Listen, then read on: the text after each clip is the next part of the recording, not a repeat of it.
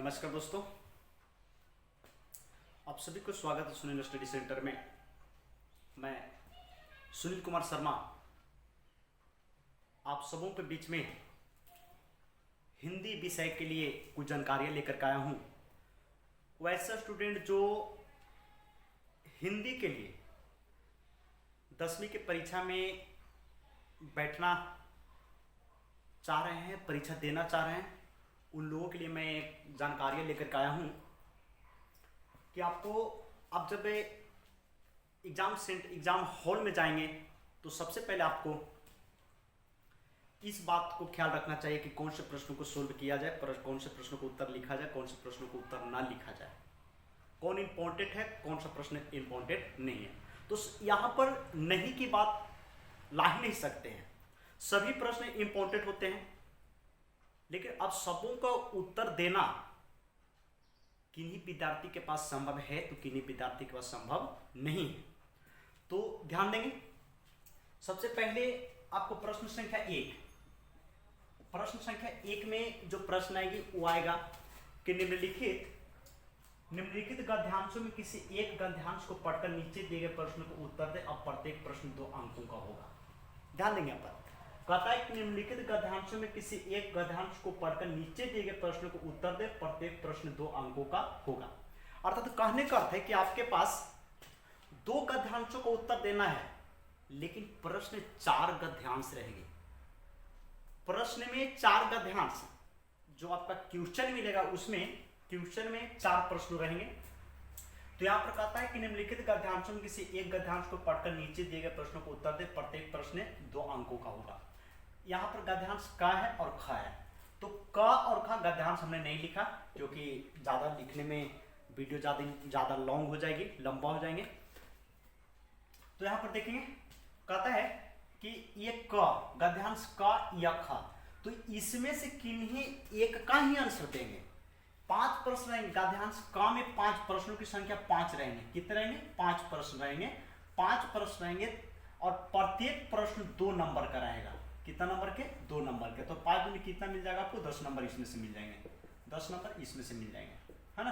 तो गद्यांश का अगर आप आंसर दे देते हैं, गद्यांश का के सभी प्रश्नों का 5 प्रश्नों को उत्तर आप दे देते हैं, तो इसके बाद खा को नहीं देना है। जो प्रश्न गद्यांश ख है उसमें नहीं देना है। इसके बाद आगे फिर आपका जो क्वेश्चन मिलेगा, जो आपका क्वेश्चन पेपर है, उसमें फिर आएगा प्रश्न संख्या 2। तो प्रश्न संख्या 2 में भी यही बात है। निम्नलिखित गद्यांशों में किसी एक गद्यांशों को पढ़कर नीचे दिए गए प्रश्नों को उत्तर दे। अब प्रत्येक प्रश्न 2 अंकों का होगा। तो उसमें भी यही बात करेंगे, उसमें भी यही लिखना है।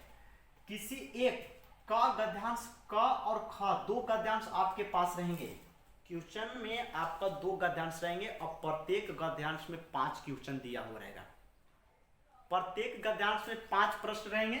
तो इसमें से भी अगर आप का इच्छुक हैं कि नहीं, हम का पूरा गद्यांश नंबर का पूरा आंसर हम लिख सकते हैं तो का लिख सकते हैं, अन्यथा खा लिख सकते हैं तो फिर खा को लिख सकते हैं, है ना।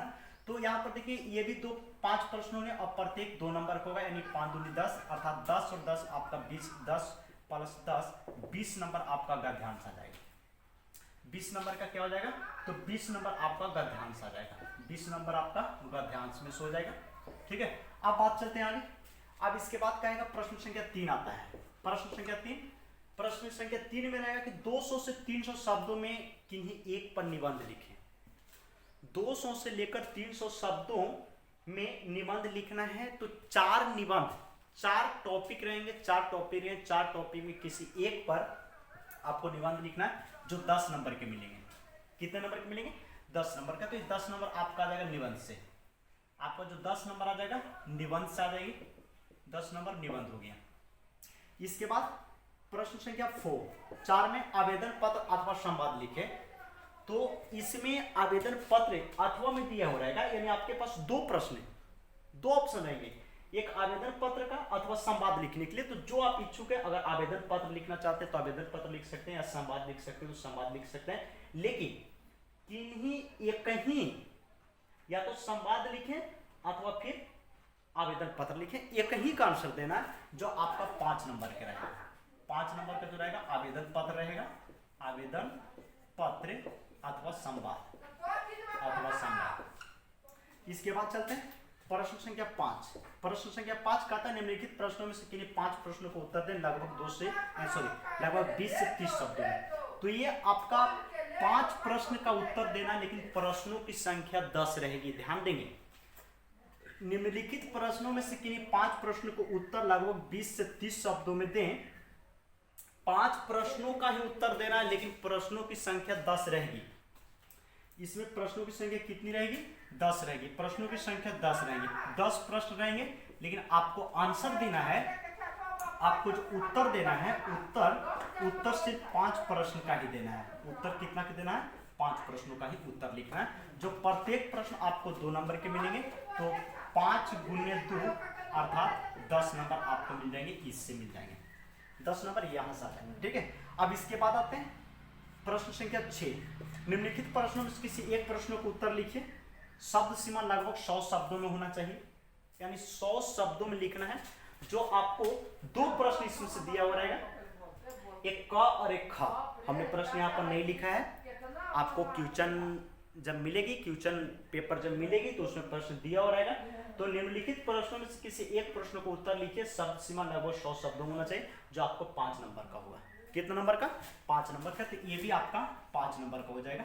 तो अब टोटल जोड़ते हैं कितना होगा? 20 और 10 30, 30 30 10 40, 40 और 10 कितना? 50 अंक आपको इधर से मिल रहा है। और 50 अंक ग्रुप ए में, 50 अंक आपका हो गया खंड ब से हो गया, खंड ब से हो गया। और जो 50 अंक मिल जाएंगे वो खंड आ से हो जाएगा। किस हो जाएंगे? खंड आ से हो जाएंगे, खंड आ से। तो 50 और 50 100। तो मैं सभी विद्यार्थियों